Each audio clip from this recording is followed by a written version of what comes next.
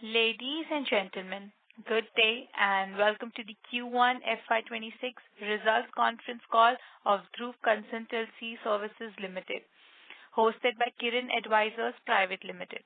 As a reminder, all participant lines will be in the listen-only mode, and there will be an opportunity for you to ask questions after the presentation concludes. Should you need assistance during this conference call, please signal an operator by pressing star then zero on your touchtone phone. Please note that this call is being recorded. With this, I now hand the conference over to Mr. Harshil Ghanshyani. Thank you, and over to you, sir. Yes, thank you. Good evening, everyone. On behalf of Kiran Advisors, I welcome you all to the Q1 FY26 conference call of Dhruv Consultancy Services Limited. From the management team, we have Mr. Pandurang Gandharate, Chairman, Ms. Tanvi Oti, Managing Director. Now I hand over the call to Ms.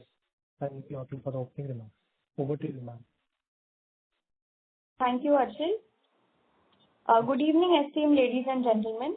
I extend a warm welcome to each one of you who has joined today for Dhruv Consultancy's investor call, where we will discuss the financial results for first quarter of fiscal year 26. Your continued interest and engagement in our company's performance are truly appreciated. During this session, we will provide an overview of our Q1 FY26 financials. We will highlight our achievements, our strategic developments, and the growth outlook. But before we delve into the numbers, let us take a moment to reflect on our progress and the milestones that have set the tone for the year ahead. The company was founded in 2003, headquartered in Navi Mumbai. Dhruv Consultancy has grown into a leading name in the infrastructure consultancy, offering end-to-end services that include design, engineering, procurement, construction, and project management. Our expertise spans detailed project reports, feasibility studies, operation and maintenance works, and technical structural audits, positioning us as a trusted partner for complex infrastructure initiatives both in India and internationally. Quarter 1 FY26 began on a strong note, marked by strategic wins and operational progress. This quarter, we made a notable entry into the international private sector with our first project in the Saudi Arabia, a move aligned with the Vision 2030 of KSA. This is a testament to our technical expertise on a global stage. In India, we strengthened our presence in core infrastructure consulting with major wins in railway and expressway projects, including a 1.94 crore detailed engineering contract under the Sagarmala initiative by IPRRCL, and the Jhansi Expressway and the Bundelkhand Ganga Expressway extension project for preparation of DPR by UPEDA. These achievements reflect our ability to expand both geographically and sectorally while maintaining our focus on operational excellence and timely project delivery. They also reinforce the resilience of our business model and our capacity to capture opportunities in high-growth sectors. Coming to our financial performance, for Q1 FY26, we reported a consolidated revenue of 21.4 crores with a year-on-year growth of 6.89%. EBITDA stood at 3.58 crore, marking a strong growth of 30.18%, with margins improving to 16.72% from 13.75% as against quarter 1 FY25. The net profit surged by 81% year-on-year to 1.6 crore, translating to a healthy margin of 7.46%. The diluted EPS also grew by 52% to 0.84. These results are a clear reflection of our consistent execution, cost efficiency, and strategic project diversification, both in terms of geography and sector. They lay a robust foundation for the remainder of the financial year. Before we move to the interactive segment, I would like to express my sincere gratitude to our stakeholders for their unwavering support, trust, and confidence in our vision. Your belief in our capabilities continue to inspire us, push us to our boundaries, and deliver excellence. With this, I invite you all for a Q&A session. Your thoughts and questions are of great value to us, and thank you once again for your presence and continued encouragement. Thank you. Thank you very much. We will now begin the question and answer session. Anyone who wishes to ask a question may press star and one on the touchtone telephone. If you wish to remove yourself from the question queue, you may press star and two. Participants are requested to use handsets while asking a question. Ladies and gentlemen, we'll wait for a moment while the question queue assembles.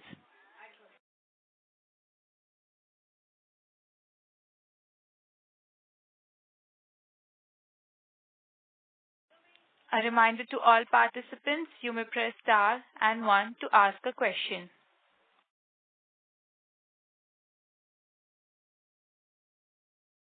The first question comes from the line of Thomas Jones, from an individual investor. Please go ahead. Yeah, hi. Good evening. I just wanted to know, with regards to these projects now, I know that we were in line for some international orders. Can you give me an update on them? Have you received anything apart from the Saudi Arabia one? What is the status of it? Yeah, at present we are working on the Saudi Arabia project. We are working in Mozambique right now. We have just received our work permit last week, and we have opened a branch office there in the name of Dhruv Consultancy. So now once the work permit is there, further orders would come in. We are presently also, we have submitted EOI and have been shortlisted in Ghana, in Zambia, in Tanzania, in Nigeria. Also a few Middle East private sector assignments in UAE as well. So once the orders are there, we would inform our investors first.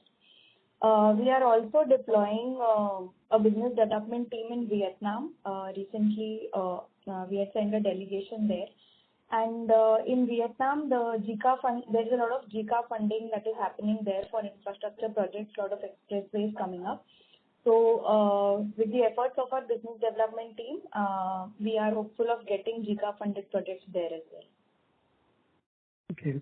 So just to help me understand this, now what would be the order size of some of these projects? Now, because typically in the presentation, what I'm seeing currently, everything is in the 2 to 6 crore range, but then the Saudi one is around 18 crores. So can you expect orders that can go beyond that to maybe 25, 30, 40 crores? Is that possible? Yeah, it can go up to 100 crores also. There are a few bids that are submitted to the tune of 100 crores also. So even a single order of 100 crores can be expected from the international market. Okay, fine. Yeah. And it is a big range. It is from 3, 4, 5 crores to 100, 150 crores also we have bid. And you are also bidding for those 100 crore projects? Yes, we are. And we qualify. Okay. Yes. Okay, and you qualify for it. Okay, yes. Great. And just a few more questions if I can. Yes, please, go ahead. Okay. So the thing is, we've been hearing about these international orders for a while, Mozambique and all, but nothing has, come around. I mean, I think I've been hearing about it since the last 3-4 quarters, yes. and it's still in that very stuck stage. Is there a reason why it's delayed? The reason is an instability in these countries because our main market is Africa. Okay. So Africa, if you see, like we have heard all over the world, so there are no roads as such. So when we talk about an 8-lane or 10-lane expressway in India, a 2-lane or a single-lane road is also an expressway in Africa. So the condition is that the population is very less, the need is very less. But there's a lot of funding that is happening there, but due to so sometimes what happens that once the government decides to do a project and when the person is actually appointed, the turnaround time is quite slow. It goes up to 2 years or so. So the projects that we are getting or being shortlisted right now, we had submitted those tenders in somewhere in start of 2023. Okay. So it's a slow process, but yes, the margins are pretty good. That is why, and once the orders start flowing in, like we just got a work permit last week in Mozambique. So now taking up local opportunities also would be a good thing because then the transactions and the taxation also evens out. Okay. Yeah. And so just a question. I mean, I was recently listening to an interview with Decode where he was talking about a company called Pentagon. I believe they're also in the same consultancy services like you, and he was talking about how they incorporate AI, and they're working on the largest sea bridge construction that's happening right now. So do you use AI, and what are your views on this fear of yours, this Pentagon? Yes. So at present, I don't know what the other company does, but I can speak about what we do in AI as an infrastructure consultant. So first thing is our surveys. So the geotechnical investigation reports, then there is traffic surveys that is happening. We have an network survey vehicle which actually scans the road and identifies depths. So all these surveys and investigations are AI driven, and it generates reports through artificial intelligence. Secondly, design proof checking. So whenever as an authority engineer or as an independent engineer, drawings are sent to us by the contractor to verify and to check. So it was taking somewhere about 15 to 20 days for one drawing to be evaluated, whereas AI does it in 5 minutes. So we have that facility now. So we can take up more projects in less number of staff. Thirdly, for DPR preparation, we have estimation, costing, rate analysis to be done, and that is also AI driven. Okay. Yeah. Okay. Wow. Okay. Just a few words. So you were saying the Vietnam's looking really big, right? You're looking at some giga projects. What exactly are you looking at? Can you elaborate on some of the projects? Yes. So in Vietnam, what is happening is there is a lot of Chinese influence that is there in Vietnam. So it is a bit difficult to penetrate unless you actually have a presence there. So in Vietnam, there are two sectors that we are targeting. One is the highway sector, that is construction of expressways. So between two towns, say even if you say a Hanoi or a Hanoi to Halong Bay, if you go, the connectivity is good right now, but there are no networks, there are no wayside amenities that are being developed. So those roads are being developed to expressway standards. So the geography is very large for Vietnam. And so the road, people prefer traveling by air, people prefer traveling by railway there, but the road connectivity is not so good. So with better alignment, with better amenities alongside the roads, I think that development is taking place. Okay. And these orders are, maybe you're saying about 20-30 crores in that range, right? Yes. It ranges from 5 CR. So depending on what type of service they are expecting from us, we can offer services ranging from 5 CR to 100 CR. Oh, even there also, even in Vietnam. Yes, Okay. Yes. Right. And then one last question. Now, apart from roads, you were also looking at airports. I believe there was, other sectors. Yes. So maybe can you elaborate? Because when I looked at the presentation that you showed, I'm only seeing more of highways and the roads. Yes. So can you maybe give us what exactly is happening with the other sectors? Yes. So highways, yes, we are predominant, and highways will remain dominant even going ahead because the connectivity that the highway sector offers, no other sector will offer. Okay, so going ahead also, highway is going to remain our prime area of focus. But yes, we are increasing the other sectors order book as well. With respect to railways, we are presently working on 3 projects. One for the Western Railway in Rajasthan, one for Southern Railway in Tamil Nadu, and one in Jhansi, the Eastern Railway. So there are 3 projects that are going on. One we are working as a general consultant, one as a PMC, and one we are preparing a DPR. Next is the metro sector. We are already working for 4 lines for multimodal logistics development in the MMRDA Mumbai Metro. Coming to the airport sector, we have recently recently appointed a head for our airports and urban infrastructure sector, who is an ex-government officer from the airport sector, and with his connects we are developing a team of airports, ropeways, and urban infra under him.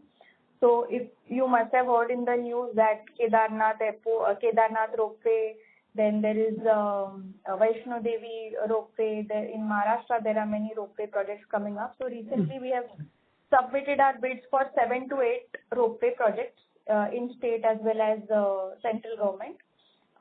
Airports, we have submitted 3 to 4 bids as a DPR and as a PMC consultant.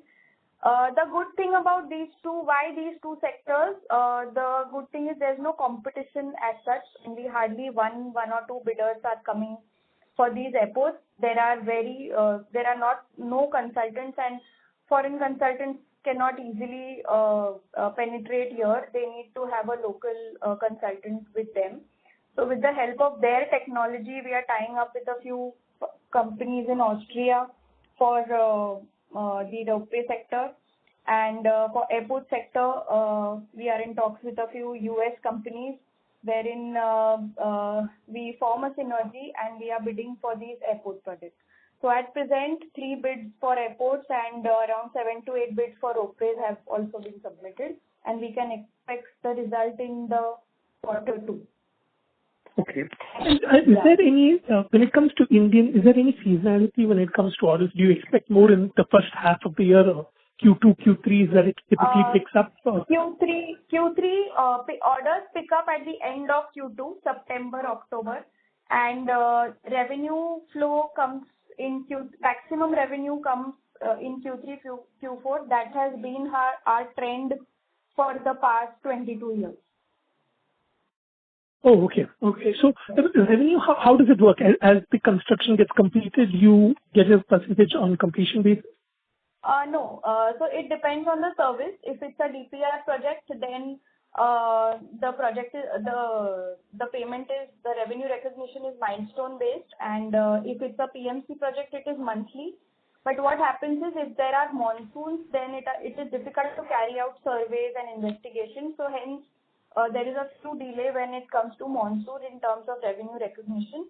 Otherwise, Q3, Q4, 60-70% of our revenue picks up in Q3, Q4.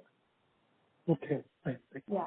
And just one last question, and that is, so the metro and the airport, can you give me an average on what typically the order sizes are for those, if I can? At an average, the order size is 5 to 7 crores each.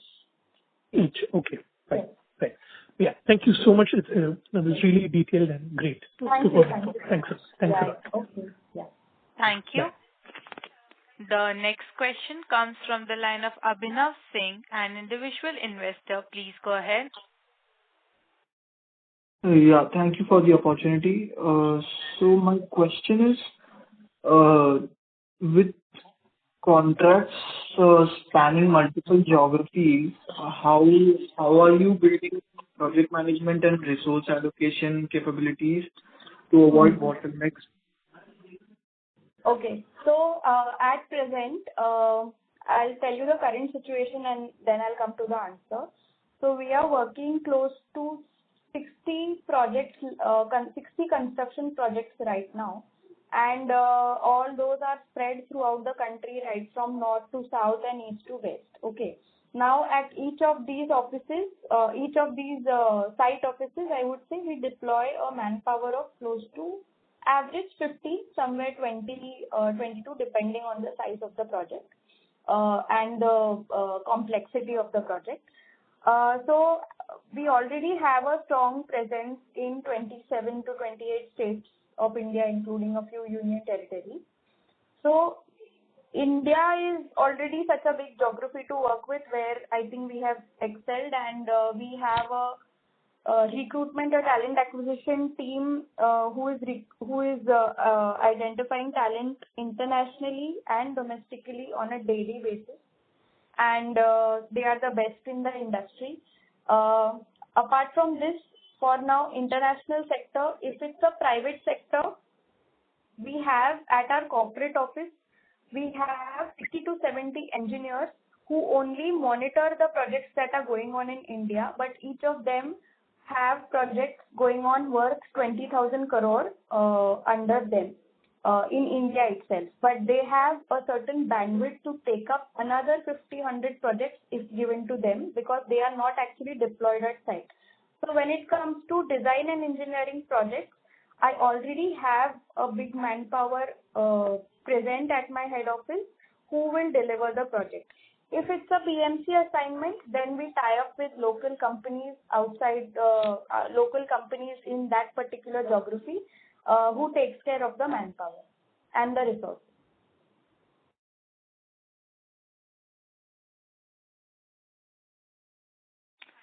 Sir, do you have any other question? Okay. That's all from my side. I'll join back in the queue. If I have more questions, thank you so much. Thank you. The next question comes from the line of Dhruv Shah, an individual investor. Please go ahead. Hello. Good afternoon. Hello. Yes, sir. Please go ahead with your question. You're audible. Okay. So, we have a significant exposure to the international project. So how do you plan to mitigate the foreign exchange, geopolitical and regulatory risk? We have already announced last year that we have formed a subsidiary, a wholly owned subsidiary of Dhruv in UK, and all the international projects are being taken up from there. However, since the subsidiary was just opened last year in 2024 February, the bids that are submitted before that the transaction is happening through the Indian account itself. Wherever we get a project, we have to establish a branch office there and open a bank account as well. We are also operating through Gift City model, which has been announced by our Prime Minister, Honorable Prime Minister. So that actually takes care of all the foreign exchange and the transaction that is happening. In Mozambique, for example, the expenses are done then and there itself, and whatever remains as a profit then is transferred back to India. But since all these transactions are in US dollars and US so increase in US dollar is actually a benefit for us. Okay. Yeah. How are we safeguarding against delays in project execution, especially in international jurisdiction?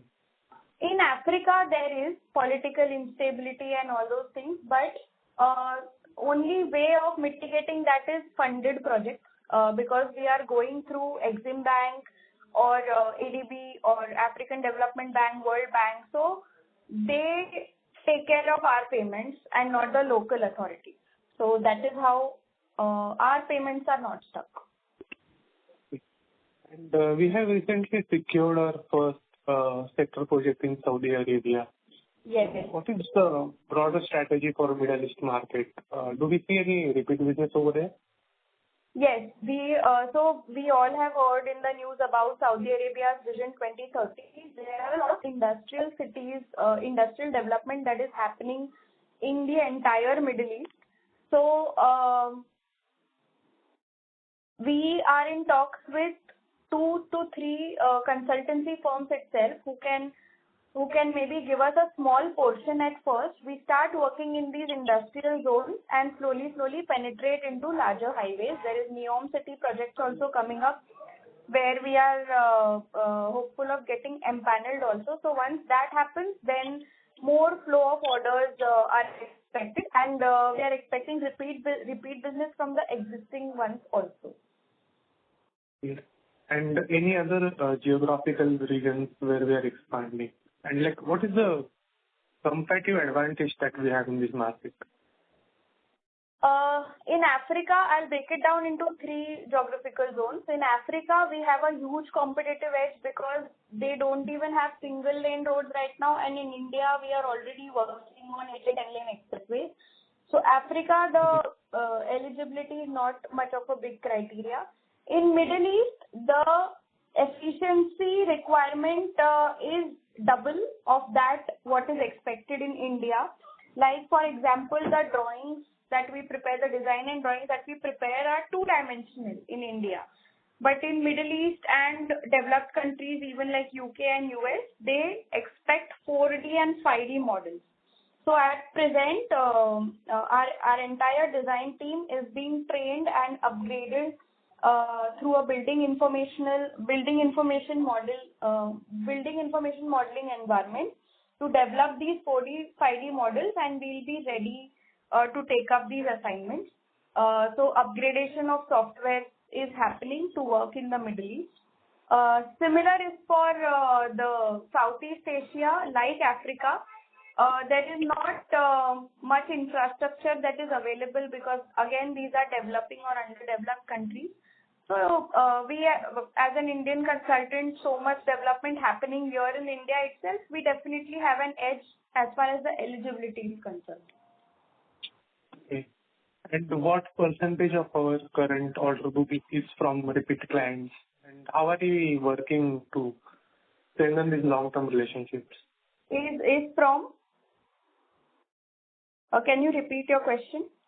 Yeah, like what percentage of our current order book is from repeat clients, and how are we strengthening these relationships?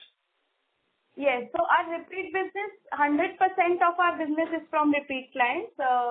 Only I think this year we have added one in Saudi Arabia and MSIDC state government. Otherwise, I think 80-90%, 95% of our orders are from repeat business only. And we strengthen this by having a strong licensing base. Like I said, in Vietnam, we are Vietnam and in Saudi Arabia, we are in the process of appointing a business development team there to have a good relationship with these clients. And because although we are in this online era where meetings happen on Zoom, etc., but face-to-face does make a difference. So we have deployed teams in Africa as well. Our team travels. We have people in Saudi Arabia, our associate partners. In Vietnam also, our CEO has recently visited there and had strong connections with developed good connections with the embassies, with the Chamber of Commerces that are there. And through this now we are entering into the infrastructure market in these regions. Okay. Could you elaborate the execution strategy for a large multi-year contract, like the hybrid annuity projects in Maharashtra and expressway consultancy? So whether it is a EPC, whether it is a HAM or a BOT, the role of consultant doesn't change much. Minorly it changes, but not much, because as a PMC consultant, if we are a DPR consultant, we suggest what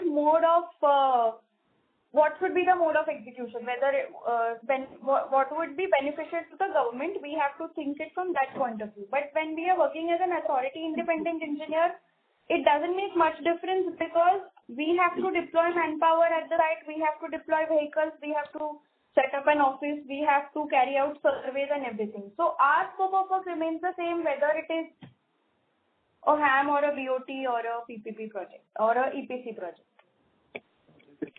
That's all from my side. Thank you so much. Yeah. Thank you. The next question comes from the line of Aditi Roy, an individual investor. Please go ahead. Hello. A very good evening. Yes, ma'am. Please go ahead with your question. Yeah, my question is, we saw an 82% YOY surge in net profit with 309 BPS margin expansion. So how sustainable are these margins going forward, considering potential cost pressure? Yes. So we can expect further margin improvements going ahead. The main reason for this margin improvements is addition of private sector projects. In the past few years or maybe 10 years, I think we have been working only with NHI and more. Now with the addition of a good client base, we are working with IRB, we are working with GR Infra, HCC, these big names as a consultant as well. So with entry into the private sector market and international assignments, there can be further considerable improvement in the EBITDA margin. And my next question is, our EBITDA margin have consistently improved. So what are your specific operational efficiencies or cost control measures contributed most to this improvement? Yes. As far as cost control is concerned, last 1 year we have introduced SAP-based systems and ERPs, which further strengthened our internal control systems here. We have a strong team of internal auditors. Sorry.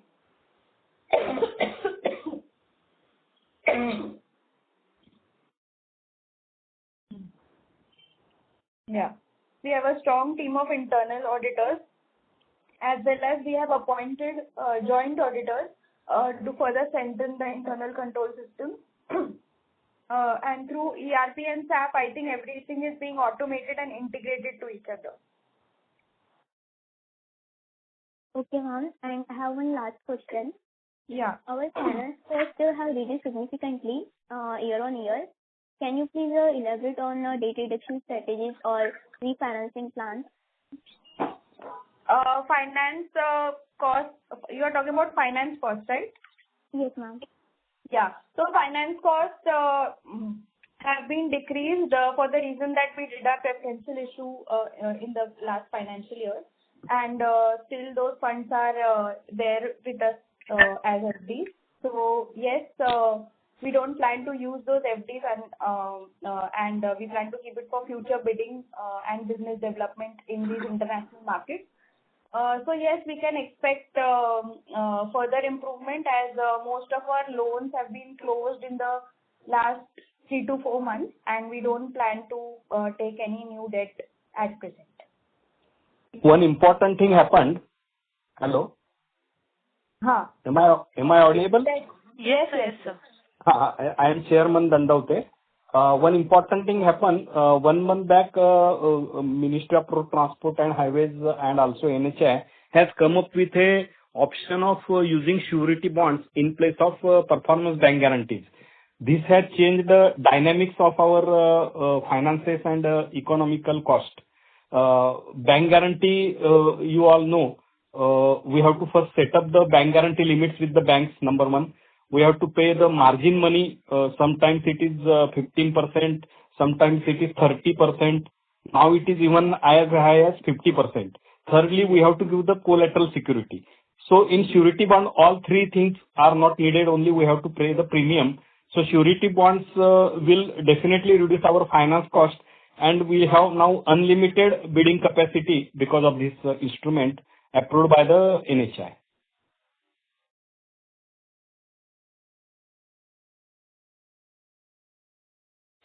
Do you have any other question, ma'am? No, ma'am. Thank you. And all the way, ma'am. Okay. Thank you. The next question comes from the line of Sakshi Shinde, an individual investor. Please go ahead. Thank you for giving me this opportunity.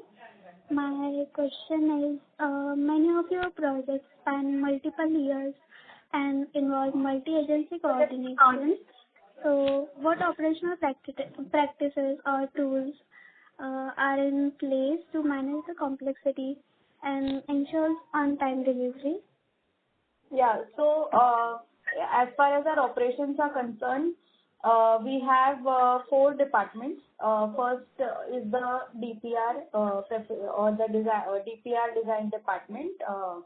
So where in DPR, whatever feasibility study assignments are coming in, we have a team of 7 to 8 engineers, ranging from an experience of 15 years to 2 years. We have a PMC team led by 3 general managers, and who are each of them have been divided into zones: north, south, east, west. So they are taking care of individually 15 to 20 projects under them. Then we have a highway design team and a structure design team who work on high-end software of CAD enabled software, then Bentley open road software. Then for structure design, there is Sophistic, there is Midas. So all these through all these softwares and we are trying to introduce AI and building information modeling environment as well, which will now generate not only 2D, not only 3D, but 5D models, thereby increasing our efficiency and readiness for the international market.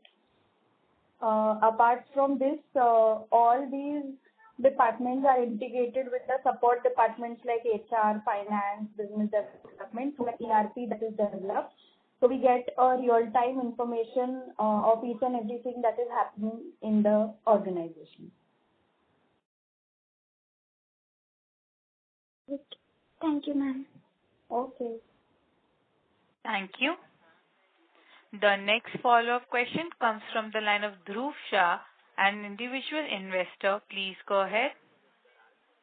Yeah, hi, everyone. Yeah.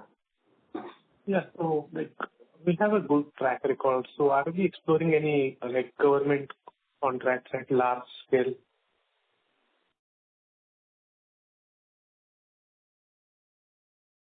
Hello. Hello. Can you answer this, Chairman sir? By large contracts, yes, there are presently we have reached the tune of 25 CR, that is we are doing in MSIDC. In Solapur district there are 11 packages. So government is now coming up with bundled packages rather than a 40 kilometer or a 50 kilometer project. They are giving a 200-300 kilometer package to one consultant. The eligibility criteria have been stringent, and we being an early entrant in this industry, we get an edge over all this. Right now, it is a H1 kind of a bidding that is H1 kind of a evaluation that is happening, wherein a technical score carries 80% weightage and financial carries 20%. Now, what NHI is doing is they are fixing up the cost, the bid cost for a per kilometer rate, which is at least 4 to 5 times of the present rate that we are working at. But the operational efficiency that they are expecting from us is also 10 times now from what we are doing at present. And with so many developments software-wise and artificial intelligence coming in, we have that readiness and we do qualify for such large assignments as well. The first result of that being the 250-kilometer single DPR expressway project awarded to us by UPEDA from Jhansi and in Bundelkhand, Chitrakoot, passing through all these regions. It is an extension of the Ganga Expressway where we are already working as a PMC consultant. Okay. And any strategic partnership or collaboration we are planning to accelerate growth? So when for highway, I think we are going ahead. You must until now you must have seen that we are doing JVs as an association. But now Dhruv has reached a point where we qualify solely for any kind of highway project, and no joint venture or associations would be required. But for railways, metros, airports, ropeways, these sectors, we are going ahead as joint venture, either in a lead capacity or as a second partner. So but it won't take so much time that it took for highways because there is very less competition here. And even with 1 or 2 projects being implemented in a JV, from third or fourth project we can qualify solely well. Okay. Yeah. Now where do you see Dhruv Consultancy in next, let's just say, 5-6 years? So by 2030, we have kept 2 visions. By 2030, we see ourselves replicating the success that we've had in the highway sector to 2 other sectors. Railway has been given equal emphasis by the union budget. I think more emphasis has been given on railway, and there are a lot of opportunities and bidding happening there. Airports, there are 227 plus airports coming up. So by 2030, we are confident that we replicate this entire success of the highway sector into two more sectors by becoming one of the top 2 or 3 consultants for these sectors. And by 2050, we have a vision to become a global infrastructure consultant player wherein we have our presence in at least 8 regions of the world. And we have our offices in at least 4 continents there, and with the main one being in India, we create more subsidiaries, we create more SPVs, we create more branch offices, and become a global player, someone like AECOM Asia or AECOM who's working in Saudi, who's working in US also. So that's our vision.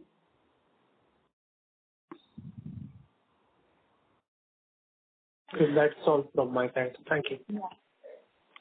Thank you. The next follow-up question comes from the line of Aditi Roy, an individual investor. Please go ahead. Ma'am, please go ahead with your question. Thank you for giving me the opportunity. I have a couple of questions. Yeah. How do you balance the rapid international expansion with the need to maintain a strong and reliable domestic base? For international, we have opened a subsidiary in the United Kingdom, in London, and we plan to operate our entire international operations from there. It's just been 1 year old, so maybe from next year onwards, the operations would actually start.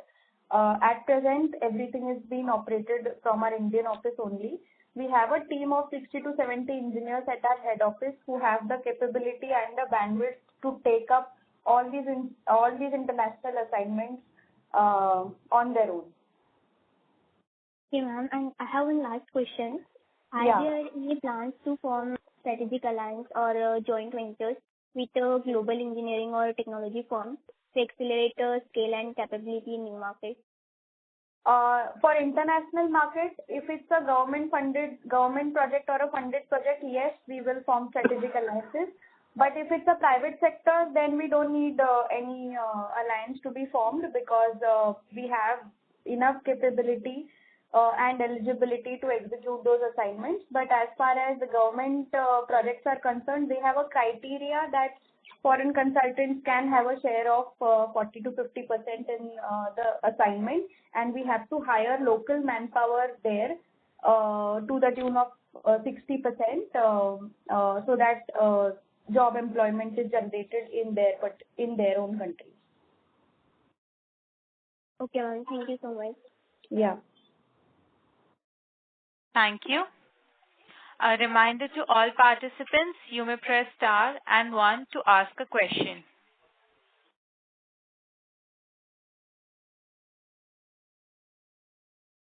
A reminder to all participants, you may press star and 1 to ask a question.